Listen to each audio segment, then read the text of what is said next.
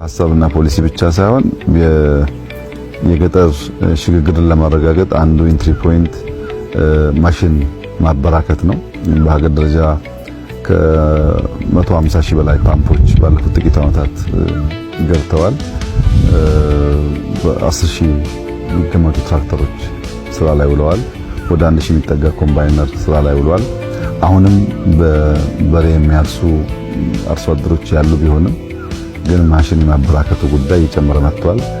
ከውጭ ማስገባት ብቻ ደግሞ ሳይሆን ፓምፕና ትራክተር በተወሰነ ደረጃ አሴምብል ማድረግም ተጀምሯል። እና ማሽን ስንጠቀም ሰፋፊ ቦታ አሁን በጋ በበሬ ማለት ይከብዳል፣ ደረቅ ስለሚሆን በትራክተር ሲሆን ሞር ይቀላል። ከታረሰም በኋላ በእጅ መሰብሰብና በኮምባይነር አንድ አይደለም። ባጠረ ጊዜ ውስጥ ምርት ለመሰብሰብና የሚጠፉ ዌስት ለመቀነስ ያግዛል።